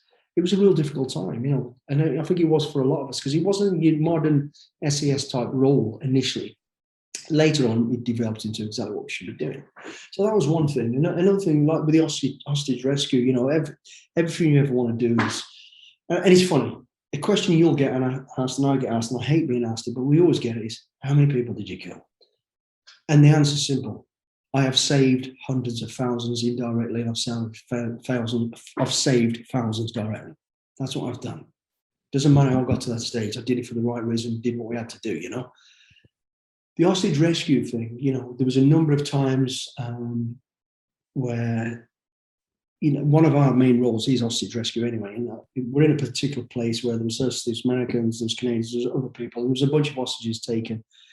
And it was a mixture of Canadians, Brits, and American. Now, straight away, because the Brits involved, our task, that's ours. We took that task on straight away. Delta jumped in to support if we needed it, because there was an American involved. Unfortunately, the American was killed pretty early on. I won't mention his name for family reasons. So we then get this mission to go rescue these people. And it was, you kind of in your heart think, because the situation we're in, there ain't a lot of scope for this. These have been held for a while. They've been shown on TV. They're about to decapitate him, blah, blah, blah. We don't really have many great, strong leads. However, we did start to get a few leads, but we also knew that the British guy was in bad elf situations as well. He probably ain't going to last much longer. And I guess we had a stroke of luck. But I always say, as a soldier, you have a sixth sense. I think I've got an amazing sixth sense. Anyway, a long story short, we end up going after this target where we think these three captors are. Now, in my head, we know we're after a person, educated in UK, speaks English, looks like this, looks like that, blah, blah, blah. We hit the target, it's the wrong target. So we're talking to the people in the target, spoke really good English, and I said, right, I'm looking for this person. And now all around us, the battle's enlightening. We haven't got a lot of time. We've got to move fucking fast because this place is going to explode. We've got it wrong. We've got the wrong target. This could go terribly wrong. But something in my head went, no, we're going to take a little bit more time. We'll hold off the defenses. I'm going to get this. And the guy said to me, person you're looking for speaks English, think he lives that side. This guy, this side, we don't know a lot about. Is this. And I remember standing there in the middle of this battle going, we're going that way. And everybody looking at me going, fucking hell, Billy, they've said it's like, I went, no, we're going that way. And that's what we did. We hit, and I don't know what, someone said, go. We hit this target. Long story short, it turned out I was right. We hit this target, we took who we needed, got them back, did an interview with them, and then an interview, chat. And they 5 o'clock in the morning went, I'll tell you exactly where they were. And bang, he was like, I couldn't believe it. Wow. We come back to our compound. Guys had just gone to bed, and then he shot. I went, right, everybody up, let's go. And we just went, hit the target. And to this day, I just never expected we'd do it. And I remember going through that door, they hadn't seen daylight for God. They were like little, as the light shone in there, kick the door on, and saw all the hands chained together, and just see the little faces going, oh my God. And I just went in with the team, went, British SAS, you're safe, you're safe. And then bringing them out, you know, watching them breaking down, crying, not seeing daylight. It was just, for me, it was just a great feeling, a great time, you know, something you've always wanted to do. And it was just, it felt great to be able to do it. So a couple things. One, that sixth sense that you described, do you feel like that's because you had so much time on target, like so much experience that you developed that? Or do you think that's something that might be teachable outside of experience? I think it's I don't think you can just teach it. You can't read it and then develop it. You can't just read it and do it. You've got to develop it. It's got to come with experience. Like I said, this is in the latter part of my career. I've done a lot of operations with the regiment and a little bit with the parachute regiment. So I kind of had the sixth sense. And you also become kind of, I wouldn't say a master, but pretty good at risk assessment in your own mind, your own risk assessment. No, that's enough time now. The heat's on too much. We can't risk it anymore. I kind of knew. I wasn't trying to be reckless. Yeah. Because I wasn't. I just felt, no, we've still got enough time. I know we needed was a few more minutes, really. But that thing about not going that way and going that way, I remember standing in that target building going, we're going that way. It was just something, the way the guy, the description, small, this side, this, spoke perfect English. And he went, the guy next door does. Him next door, this guy, this side, I don't really know a lot about. And it's just that, we're going that way. We're fucking going that way. And we went, and it turned out, blew in, got, and he was the right person who led us to where we needed to be. The way you described finding them sounds like it must have been one of the greatest feelings ever. I mean, was there a bigger high than that, than like pulling people like that out of a hostage situation? I mean, you know, just the feeling of knowing, when you know, you get the collaborated evidence to say, hey guys, by the way, that task you just did just saved that whole village. Yeah. There's no better feeling knowing that they don't know, only you know. You go to bed that night thinking, fuck, I've done something good. I've done something good. Those people are walking free today because of what we've done. And there's a lot of that, as you know and I know. People are doing what they're doing today because of what we've done. And I'm not saying we should be patted on the back for it, but for me personally, deep inside, I thought, wow, it's just great. You know, an hostage rescue is just the ultimate thing because it's so difficult. The chances are fucking way stacked against you, you know, because once they get a sniff, you're coming for them. Generally, it's over. You've got to be fast, furious, and bump onto target. And there's also a massive element of luck. So, back to your question, you know, there's many highs and there's many lows. You know, when you lose somebody, there's a fucking low. Yeah. But again, you kind of, you pick yourself and go, hey, if we were on an op tomorrow, and the guy who got killed on the last one had the chance to go on that op tomorrow, he'd go. We all would. That's what we said we'd do. You know, it only becomes a real sad tragedy when you're back home and you go to the funerals and see the family. That's when it really hits home. But we all took the Queen, you know, we took the Queen's shield and we signed up to it. It's what, you know, what we wanted to do. So they're the lows, but the eyes, yeah, there's many eyes. You know, when any successful operation to me is a great feeling. It's just, thank God that's done, because of the outcome of what it might have been, the greater badness that might have happened had we not succeeded. Yeah. So it's a great feeling, and I have to say, touch wood, with total success. I had a complete. We never had a fail. We had people lost. We had people injured. Yeah, sure. But the overall operation was always successful. And there's a massive element to luck, and I was very lucky. And I remember when I handed over to the squadron to somebody else, I was like, you just want more all the time. And I remember being back in Hereford. I'd only been back in Hereford about a week, and the guy who took over for me gives me a call and goes, hey, operation blah, blah, blah went down last night. And I was like, wow, I wanted to be there. But then you go, you know what? I might not have been as lucky. I might not be the person coming off that job. My time was then. My time is done. And the baton to the younger guys and the newer guys. Great effort what they're doing, you know. And it could have been like Benny, as you described, right? Coming off the aircraft. And we worked very, you know, close collaboration with you guys on, I would say, the last 20 years. The war on global terrorism has been side by side. You know, we've worked with some American friends and we've done some great stuff together. It's been fucking good fun. So, sorry, keep going, Billy. And very, you know, a lot of sacrifices on both sides of the pond. But to me, it was worth it. And when people, I love people saying, thanks for your service. But hey, I chose my service. And I know I always say this as well. We can't do without our family, our public support. So thanks to everybody, Yeah. to what I've chosen. I got paid for it. Not very well. The money was terrible, but that'll lead us into what you're doing now, actually. But I would be remiss if I didn't just ask about 7-7. I think folks in the US, as you know, from living here, we just don't have a great idea of what's going on around the world all the time, especially 2005. Could you just share a little bit about what happened that day with you?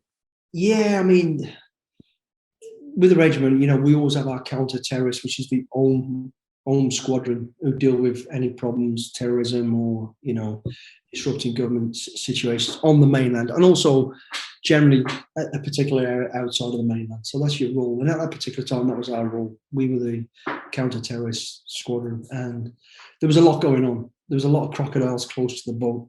So we were watching a number of things going on.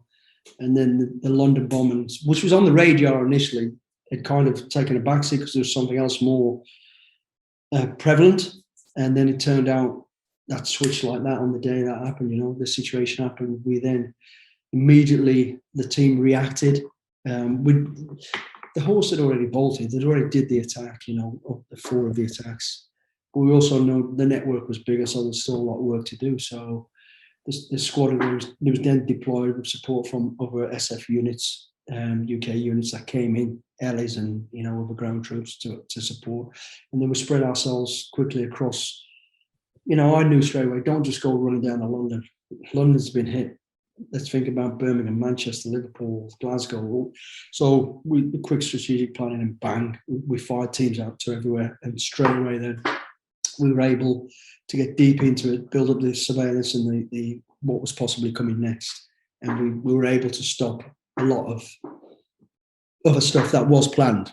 But what that also led to was, again, this massive network, how big the network was leading to the Middle East, to other places, Africa, to everywhere from that 7-7 thing. And also vice versa, some of the stuff we did in the Middle East, we knew there was still part of that unit in the Midlands, in Birmingham, in so-and-so.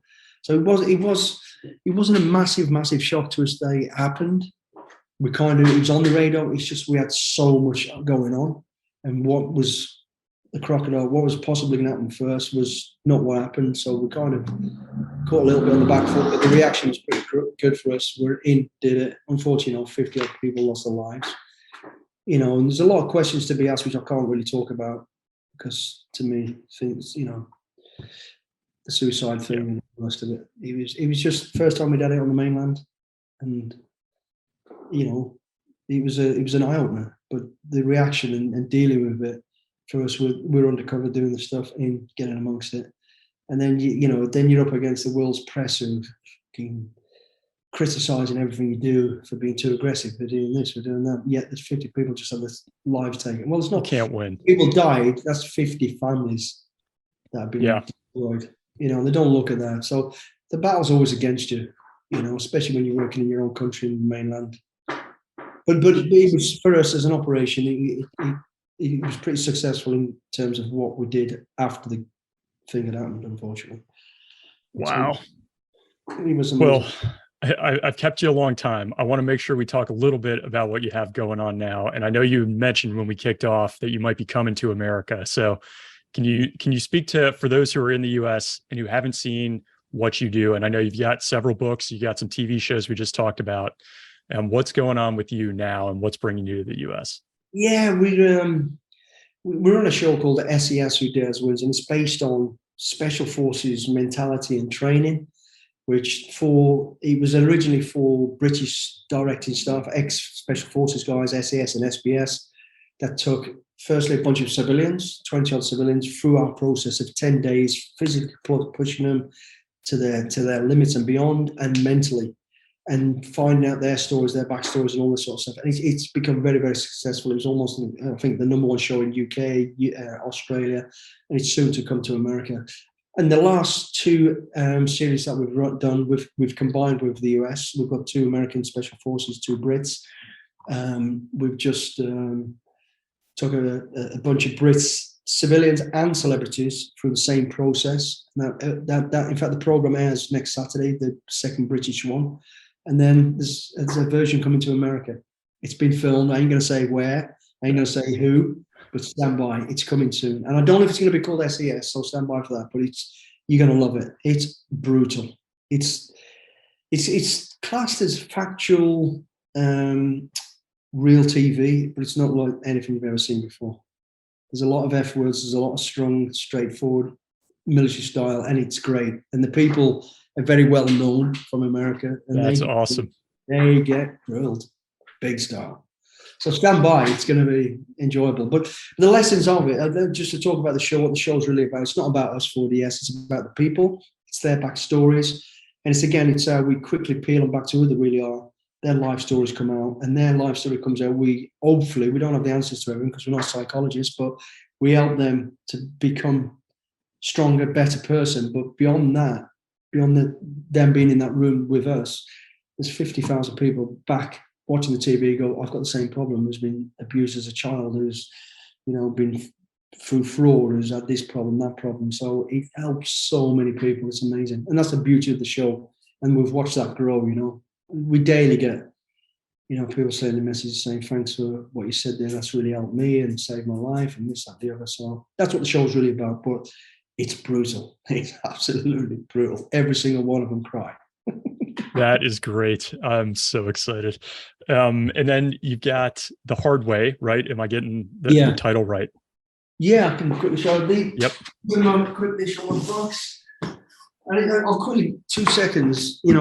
That's my book. That's my autobiography, The Hard Way, and it goes from my childhood to doing everything I did, being the rogue that I was, to turning out an half-decent person. And as I alluded at the start of the program, where the old man who gave me the chance I stole from, I believe now I'm that old man. I'm doing the same now for people that I work with, a lot of displaced children who are going a little bit rogue, and prisoners and all that sort of stuff. So that's my book, The Hard Way. And then, because I couldn't write about my military career, I created a character called Matt Mason, who's a James Bond, Jack Reacher type character. It's me. And the first novel is called Call to Kill. And that's a military career going through, again, hostage rescue somewhere in Yemen and places like that. And then Matt Mason leaves the military, gets into conservation, and what really happens in the conservation world. Very, very true, but it is based on everything that's authentic and true that I've done. It's a fictitious character called Matt Mason and his team. And it's gone really well, really, really well. But the reason I wrote a book was, funny old thing, I've been asked for years and years to write a book, and bearing in mind, I left school with no education at 13. I didn't even write a fucking email until I became the sergeant major of a squadron. And then I got asked to write a book, and I thought, and one night, right, I was downtown having a few beers with my buddies, and my daughter came to pick me up. And she's waiting, I said, I'll be 5 minutes, darling, but 2 hours later, she's still there because everybody's telling stories.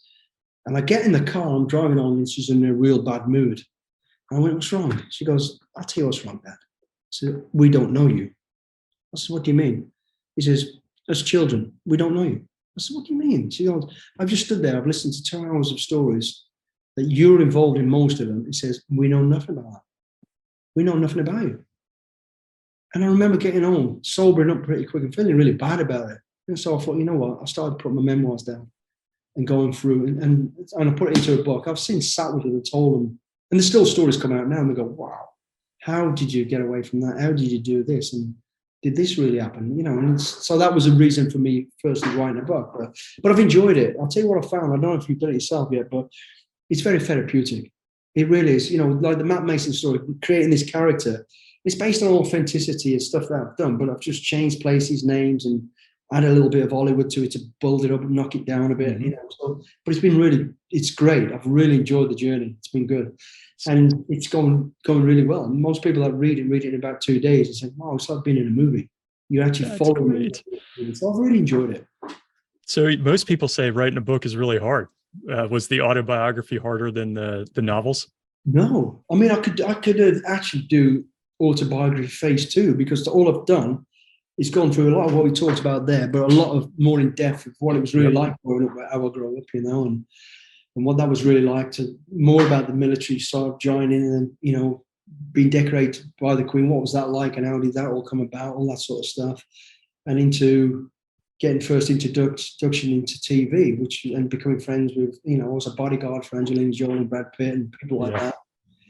very good friends with Sean Penn, to being in a film called The Gunman. I'm actually an actor in a film called The Gunman, which was hilarious. I did not know that.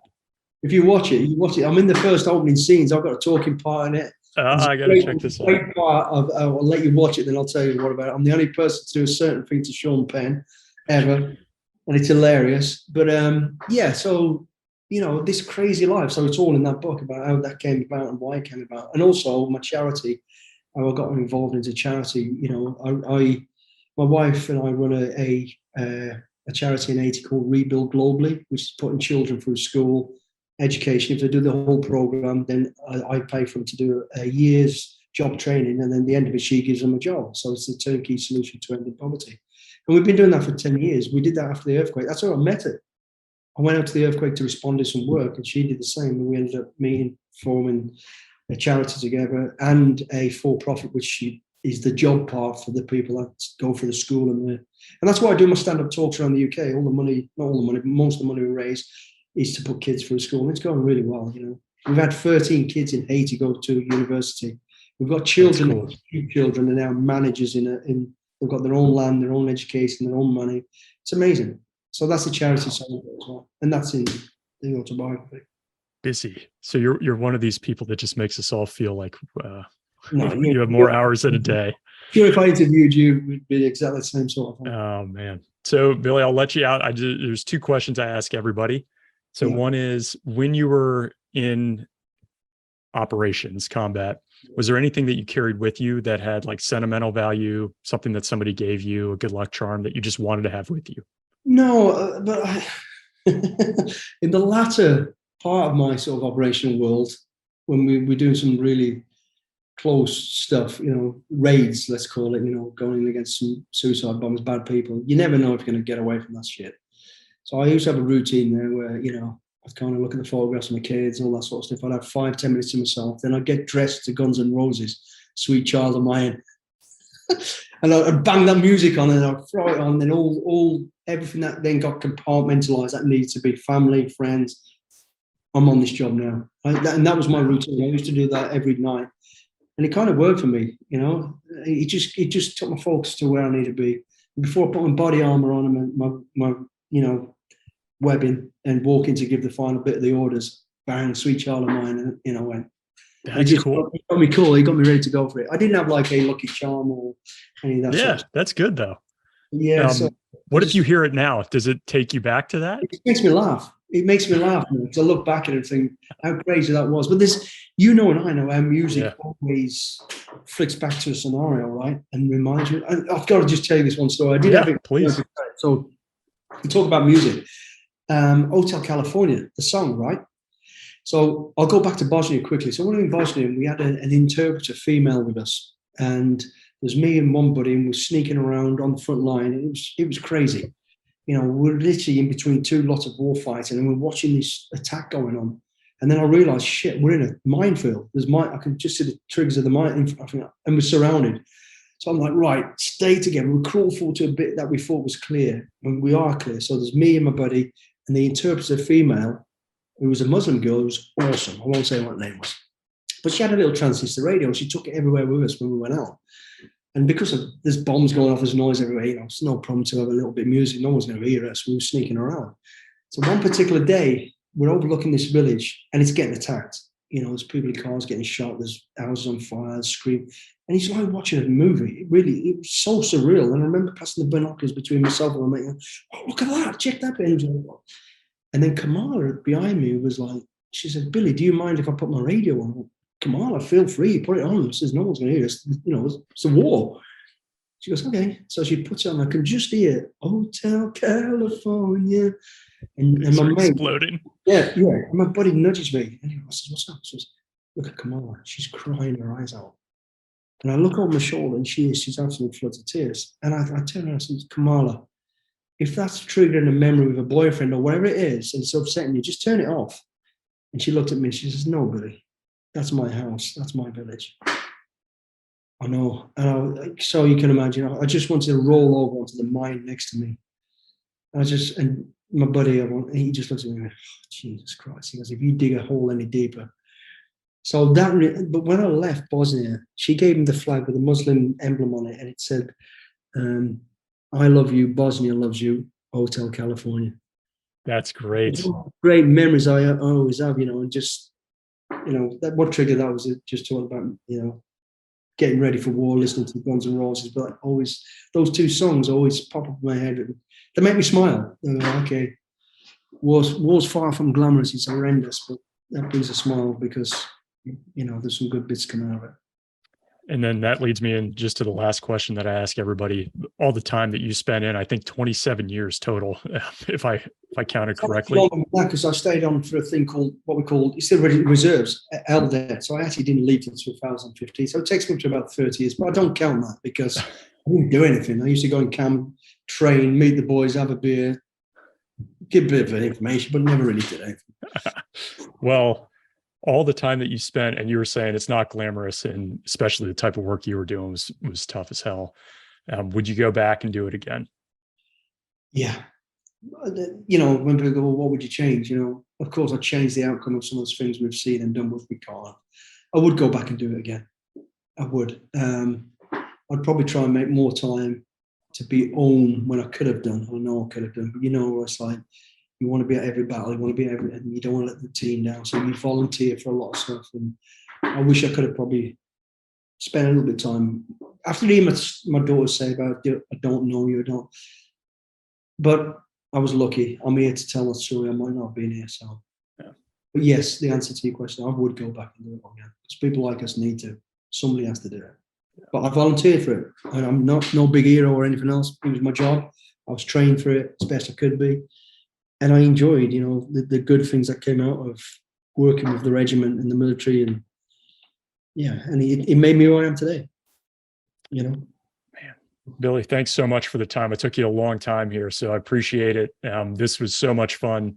And I'll have links so people can find you, the charity. I didn't even know about that. I got to check out the Gunman to see this role. The books. Reed. What's that? My character is called Reed. R-E-E. Right. Reed. Perfect. Yeah. So we'll check that out, and we'll have links so people can find you, and we'll be on the lookout for whatever this Who Dares Wins version is on this side of the pond. This is going to be fun. So thank you very much, Billy. You have a great night. It's been a pleasure, mate. Thank you very much. Hope you enjoyed that combat story as much as I did. Just before we jump into listener comments, wanted to point people over to our Patreon account where you can hear my thoughts on this interview with Billy. I really enjoyed this one. I thought it was fun. I appreciated just how humble he was, where he comes from, and how frank he is about the difficulties he had and how he's trying to help people along the way. I love just sharing my thoughts on the interviews with the folks in our Patreon community who help keep us going.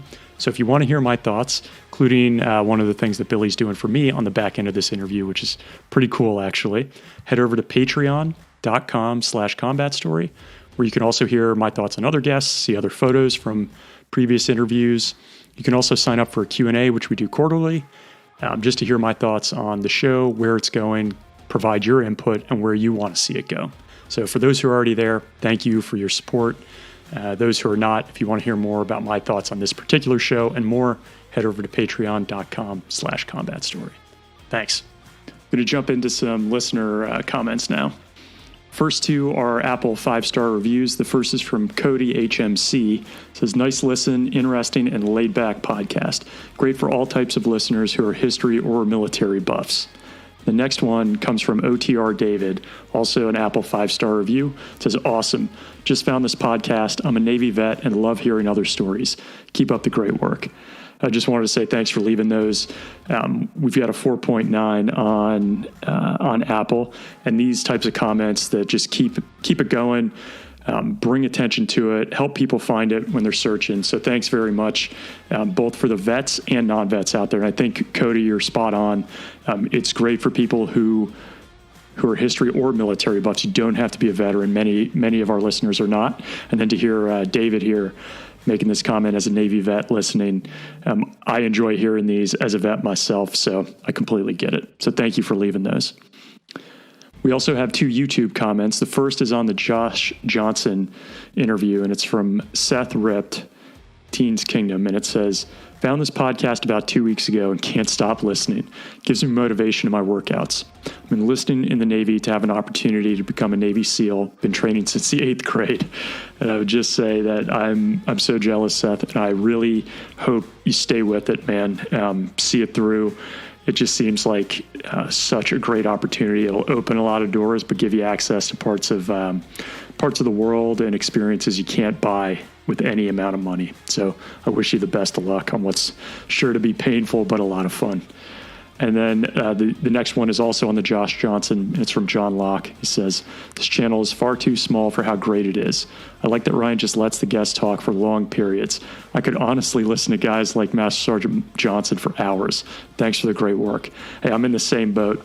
That guy comes from tons of experience, so humble, like so many of these guests, and it's easy to just let him talk. I have to remind myself to jump in every now and then and think like the listener and what you all want to hear next, but it's easy because I'm just glued to it as well. So thanks for leaving these comments and helping us keep this going. Really appreciate it, and stay safe, y'all.